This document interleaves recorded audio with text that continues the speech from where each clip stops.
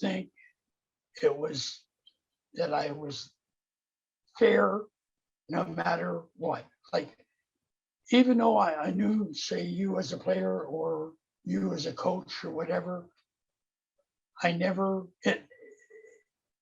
never ever crossed my mind. Like I say, I think it was the fairness that even the coaches used to say to me, I didn't like some of your calls, but they were fair.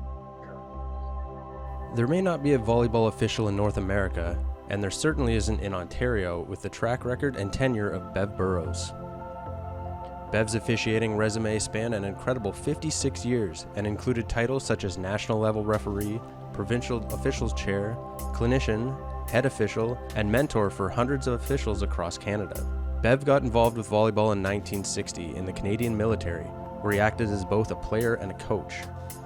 It wasn't until 1965 when he made the switch to refereeing, officiating many important matches across Ontario, Canada, Europe, and the United States, eventually receiving his national badge. At the time, Bev was head official for softball and volleyball in the military, but he decided to focus on volleyball, and from that moment on, Bev says that volleyball became his life. In 1968, while still active in the Canadian military, Bev was dispatched to Europe, where he continued to develop as a referee, officiating in many matches in Germany, France, and Belgium. However, back then, when referees moved provinces or countries, they lost their accreditation. So despite a wealth of international experience upon his return to Ontario in 1971, Bev started from square one again, working his way up to officiating OUA, OCAA, CCAA, and CIS matches. Bev could tell you some funny stories from his time on the referee stand during varsity games. In 1984, Bev was fast-tracked to the National Referee Program. He completed the program and received his national badge in Quebec in 1990. Having the national badge under his belt, Bev officiated some high-profile matches, including the Canada-Russia Exhibition Series and the Canada Summer Games in Brandon, Manitoba. In 1992, Bev retired from the Canadian military and spent his winters traveling to Arizona with his wife Sheila. While down south, Bev would volunteer to officiate Pac-10 and other college and high school matches to keep himself involved with volleyball.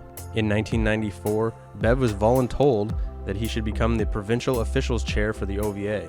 Bev was responsible for overseeing all of the Ontario referees and coordinating a long-term plan for referee development. He stepped in and filled the role admirably for 5 years. It is a true testament to his leadership abilities that he was able to bring the referees together on a number of key issues. Certainly no easy task, as most officials in Ontario can attest to. Bev also held the role of Volleyball Canada's certification chair. Always thinking about referee development, Bev stepped down from his roles to make room for new referees to learn and grow the sport. Bev was always a firm believer that the best referees are the ones who no one notices. Go by the book and be consistent. That's all he asked.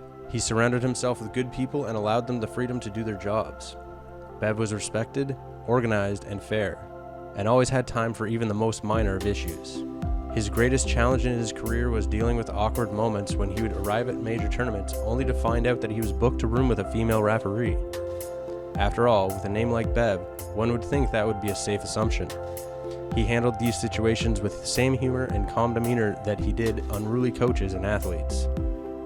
Just past his 80th birthday, Bev finally retired from the sport and hung up his whistle. Thank you, Bev, for your amazing contribution to growing and developing referees across Ontario for over 50 years. I knew when I made a mistake, and I never tried to make it up. I had to live with it. And I had a lot of coaches come to me, both high school, college, university, say to me, at least we can trust you. And that made my day. Both my kids have said to me that this is the ultimate.